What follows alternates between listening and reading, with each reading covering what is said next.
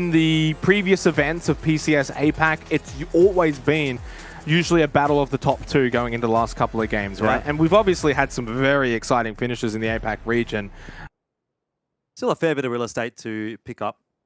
It is Miramar, so first circle, it sort of feels quite forgiving, but there's a lot of room to work with. Killer from the colony, and Clory's having a bit of a go at one another. That nade! Oh my god, I thought that was close, but it actually was just the angle. That would have been the biggest brain grenade we've probably seen in the last 20 minutes, because whereas the one at the end of the last round was pretty good too, but geez. This is an interesting fight. Killer pops himself the flash down, tries to get across, and it seems Clory's is aware of that. He's looking in the direction that Killer has headed to.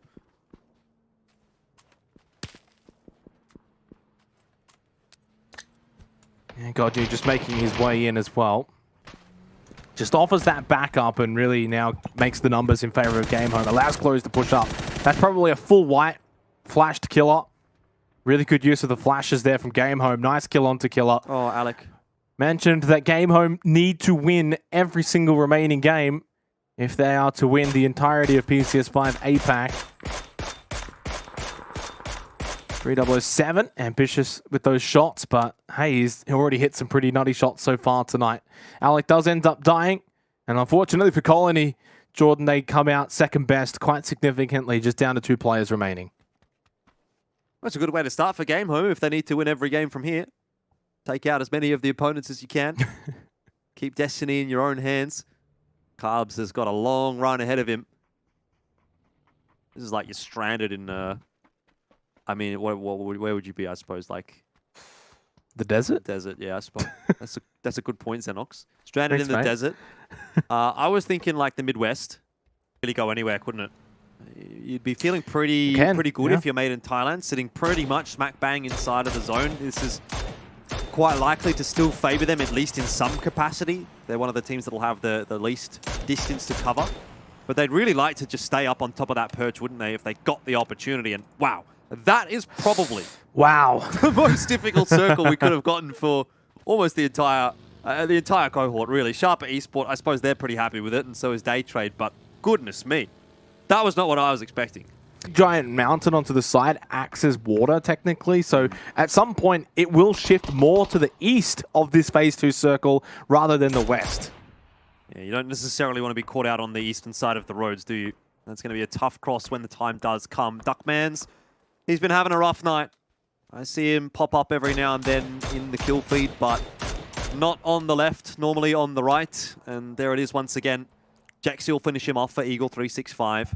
ArkAngel Predator was looking in his direction as well. There was no getting out of that one. Made in Thailand, they started pretty well this week, but they haven't really gotten a whole lot done today. I think they came in with like 34 or 38 kills.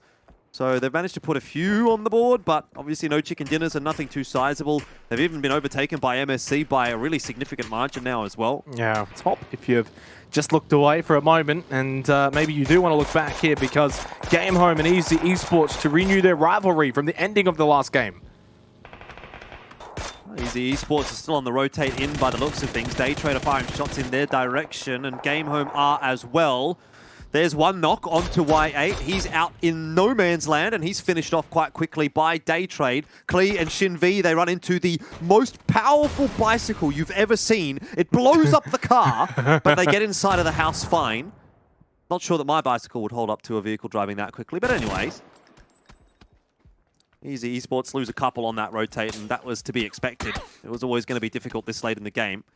Speaking of, MSC are outside of the zone at the moment. They're the team that's still coming down from the north, and they might suffer the same fate as Easy Esports just did. Can see them right up to the northern side, creeping on in. Rogue has got a position out very far toward the west. They might head in his direction. They might be a little bit safer on that rotation, but that circle's not going to help them out at all. And oh, I mean, look, if you're going to commit, you may as well commit, right? Wow. I don't think I've seen a circle like this in a very long time here on Miramar. So far into the mountain at this point for Phase 3. Now, it basically has to shift onto Daytrade. Like, it needs to hard shift to the eastern side of this Phase 3 circle, right? So it does probably give an inclination as to where the Phase 4 circle is going to be. it probably doesn't have to do an actual hard shift, as long as it just gets through to the mountain range. The zone. Cartel are down to, oh no, they do have 4. I thought they only had 3. They've got all 4 up. They've got players up on the high ground as well. sSuspekT at the top of the building. Cherry joining him. Jowman outside of the compound, keeping an eye on things. It's spot player 4. Oh, that nade. Oh, never mind. Bounces off the building, but Rogue started to cop a couple of shots there from Daytrade as well. They need to be aware of that, MSC, if they try to push the issue. There's one, Xenox, that you can get a bit excited about. And let's see if sSuspekT can go one better. Not quite. Needed a favorable bounce off the wall, and he won't get it. So the res will come across for Rogue and MSC. Yeah, still decent, though, from 36 Cartel. And this is generally where they play their best so far in the first... Yeah, in these 3 weeks. Although, unfortunately, sSuspekT just kind of wide swung that angle, and Jowman's going to punish him. Molu's there. Cherry, though, with a headshot onto Jowman. 36 Cartel pretty much pressing the issue here. They got no choice but to complete the engagement. Ski, 6 health, able to just scoot away from that position. Actually, Molu can go for the revive onto sSuspekT. Never mind, the nade from Rogue. Good game sense, actually, from Molu there to give up on that revive, knowing that nade was going to get him if he didn't move. Cherry gets Ski, player 4 down to Julio, though. So trades favoring the MSC Chonburi fellas. 36 Cartel, not doing too bad. The next circle coming in, Jordan, isn't too far away. It's a rainbow. 2 more seconds until phase 4. And there is not much space at all here in this circle. I've never seen a circle that congested, and it shifts down toward the south. Fury might be in the pole position here. They've got a compound right on the southwestern side of that circle. Everyone else is just going to be scrambling to get anything at this point in time. What an absolute mess. That is insane. I have never seen a circle like this one, but still 53 alive, Xenox. We were incorrect. We thought there would be 13 teams, there'd no be teams 40 dead. players, something like that. No one is dying. And I am at a loss as to how that has been the case. Surely this time, surely this circle, surely this rotation is where players start to drop. Yeah, I think 36 Cartel's going to be the first one to go here as well. Unfortunately, down to the turn. Let's be United, who've just lost quite a few players to Easy Esports. Jowman gets swung. Molu just can't quite hit the shots. Starting to pick up now. 36 Cartel out in last place, but you commend the effort there in a pretty decent exchange with MS Chonburi, which, by the way, they did get 2 of their players. So, now winners from the previous game, very unlikely to win it from here. Kalbs now deep inside of the blue here, pushing up. ArkAngel Predator, not the best spot to be either. Unicorn, down to just the 3 players. AljnBOTz will get rid of Kalbs. No chance. But I think for ArkAngel Predator, they might just be next in line. Baonam United, eliminated in 15th position. There's another team that's already found a win that is now going to be out of the game. No chance probably moving forward for ArkAngel Predator, surely. Even if they do backtrack, they're so deep into the blue here for phase 4. They're taking so much damage. Yeah, looking at the map stream right now, CJ has kind of gone out on a scouting mission, but even he himself hasn't gotten anywhere convincing inside of the zone. He's just outside of it, behind the compound that Daytrade is holding. I mean, maybe it's just a last-ditch attempt from ArkAngel Predator to gate crash the compound that Daytrade is holding. CJ's been doing a bit of scouting. He's got a bit of information. Momonjii will go down to the zone, out in 14th place. So that's the end of the colony. Yet another team that has found themselves a win. Evil Patrick. He is just going to go down in a blaze of glory, I suppose. And you might be correct in your assumption that ArkAngel Predator might not get too much here. CJ finished off by Fludd. The other couple of lads still in on the rotate, not having a great time. And they may well put the pain in on toward Julio as well. Mad Dog. Great shot from Mad Dog with the orb. Oh, he just goes for the finish. Going to go for the easy one. That's fair enough. Oh, didn't quite take the first shot there onto Flash, and probably actually wise at the end because that blue sort of envelops his position. Wants to go for Julio here. Venotica for Daytrade right on the edge of this circle. They've got AAP pushing in on their position, but surely not long for this world. And yeah, now we're actually starting to see teams really fall away here at the end of phase 4, which is to be expected. Mad Dog is going to die, tried to take Julio with him, and actually did so.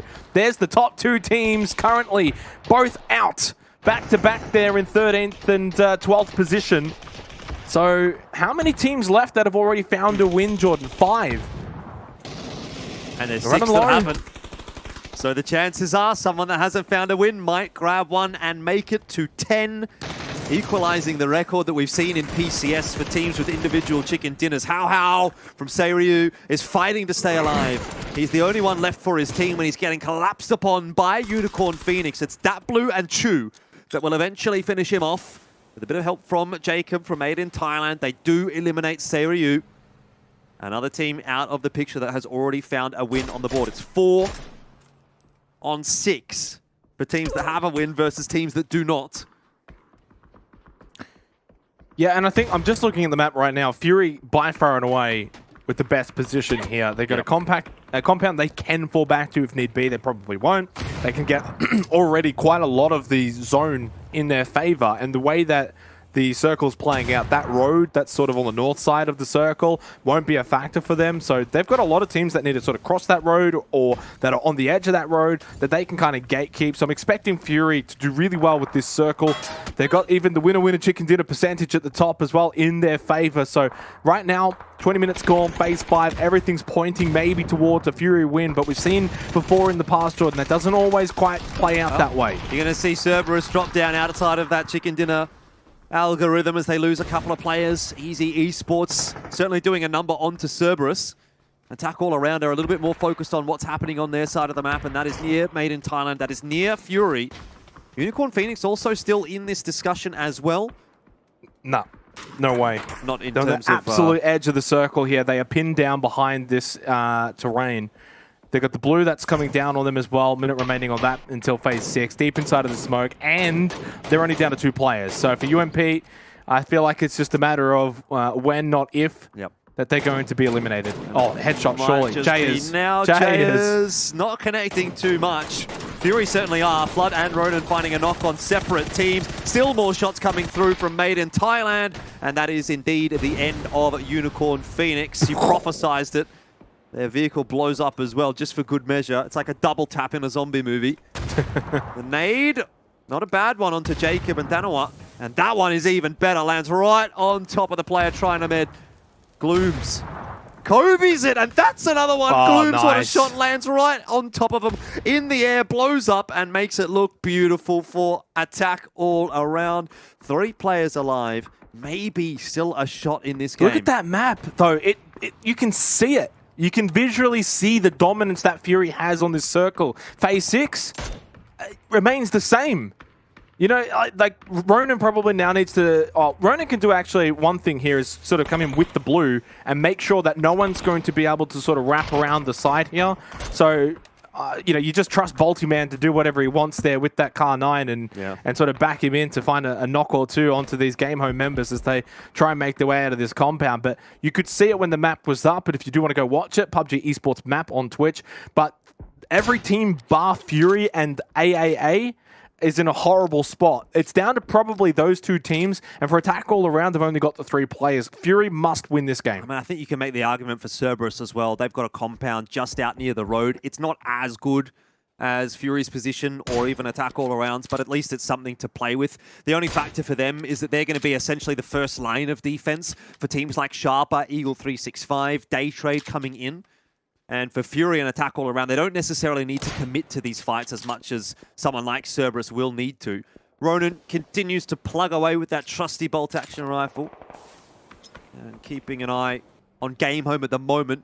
Hasn't managed to find too many shots. Hanzyy from behind may well put a pin into Sharper Esports as they make their way across the road through a tunnel of smokes in the direction of Cerberus. Grenades going down from Heysaki, but this is what I'm talking about. Cerberus need to defend against a bunch of teams that are pushing in their direction, and ultimately, that's going to put them in the firing line. Answering the call well so far. Heysaki gets one.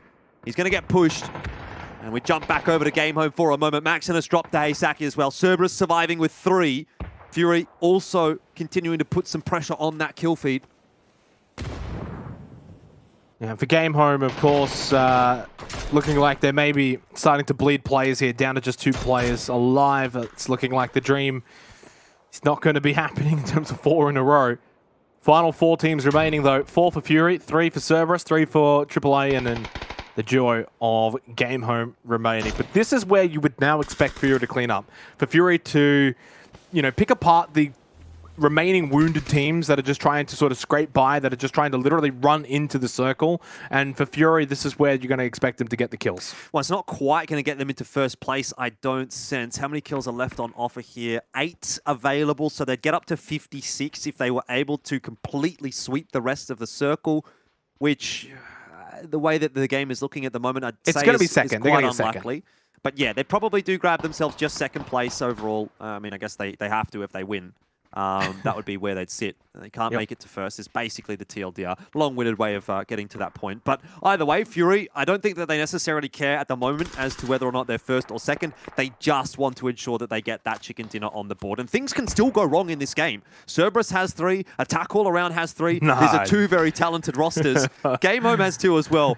But I sense you have something to say about this. So. Well, I mean, seriously, look at this circle.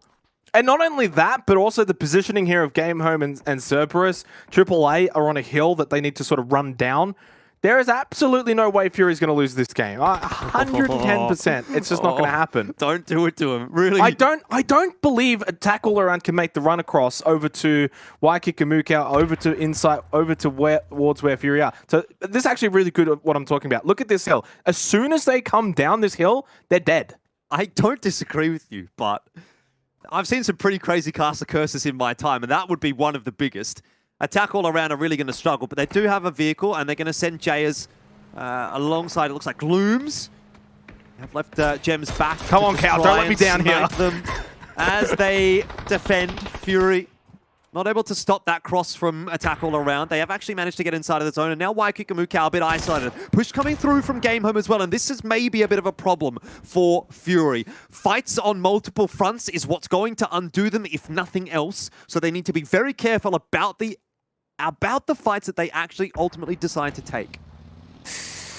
Yeah, and look, okay, maybe I was a bit wrong. It looks like Attack All Around were able to actually make the trip across, and I think the large reason for that is Fury still was so concerned with the teams up north. They were still concerned with Game Home, still concerned with Cerberus, and it looks as if they're actually pulling back on that, saying, look, those 2 teams are going to fight each other up north. Let's go deal with the ongoing presence of Attack All Around. They've been able to get over here. Let's stop them before they get even more control. And yeah, like, look at these 2 teams. Yeah, they're going to sort of kill each other. That mutual destruction, that's fine. That's okay. The only downside here would be if all 3 players of Cerberus do stay alive and then sort of regain control up above. You do have to wonder a little bit here for Fury. Are they a little hesitant right now? Like, just a wee bit, like not really committing to the north, not really committing to the south, just kind of allowing themselves to hold this central position that they do still have. A little defensive as well with the smokes at the moment. Still a bit of rock. You got some cover. But I really did think that they would actually wrap this up a little bit sooner. I'm not going to lie. I kind of anticipated they would push up north, third party, clean those teams up, and then get AAA. But they've actually kind of allowed Cerberus to hold this high ground now with 3 players. Yeah, it's 3 on 3 on 4. Cerberus debatably have the better position. Fury, of course, have got the numbers. Where's that circle shifted towards? It's actually gone towards Attack All Around, so this is a bit awkward for both Cerberus and Fury. At least Fury have got that hut to play with, but we saw the problems that arose when they dedicated 4 players to a hut in that game on ArkAngel. This Defilade is really nice, but it doesn't cover them so much from what's up on top of the hill. Cerberus will still have some angles, and they're a little bit more preoccupied with Attack All Around, so that's good news for Fury. Cerberus have to start coming down this hill in the direction of Attack All Around. Hey, Saki making a ballsy run, but he hasn't been spotted. And if he gets in that dip in front of Fury, he could really cause a ruckus. Jeez,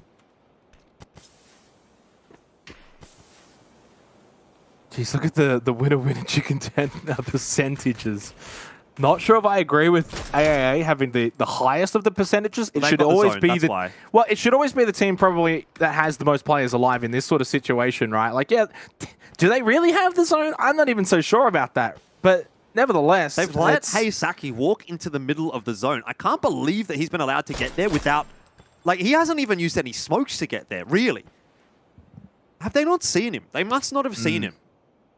Surely Gems spots him out. AAA have made a bit of a blunder there, and Cerberus are going to punish them for it. Gems doesn't go down though initially. Still, he's in a very precarious position, sort of back against the blue. That nade just quite literally bounces away, and the splash damage not enough to get the knockdown. Nade's back now from Jay is going to miss the mark initially. Second one goes out. Here comes Fury though. Now they can start to get involved a little bit. They've been maybe too quiet over the last couple of minutes. Now you need to peek over, start getting involved, start punishing that sort of firing squad that all peeks over the hill all at once. Attack all around though. They make their move now as well, but only as a duo. Gems are still a little bit further behind them. But this is turning into literally like a free-for-all between the three teams. Cerberus though being ganged up the most.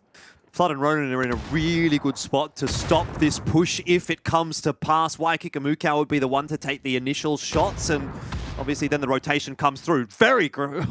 What a nice nade from Ronon. You really appreciate that one if you're a Fury supporter. Jayers goes down, finished off, and now, Xenox, I'm prepared to say, I think the deal is sealed by Fury. It was a little bit touch and go. Call it 10 minutes ago. You called it 10 minutes ago. You're going to lord that over me, but Fury, it was a little bit awkward. Now, though, with only 2 players left alive on attack all around, none for Cerberus. Surely now this is Fury's win. Surely this is the win that they've been searching for all week long, and it might be the one that propels them towards the top of the standings. Nice headshot from Ronon. They've got the numbers. They've got the high ground. They've got everything it takes now to finish off and get this chicken dinner, as you said. Ronon even throws the pan. He goes for the style points. I like to see it. Good backfire here. Gems maybe catches one, but they do, in fact, find Glooms. Then they get Gems.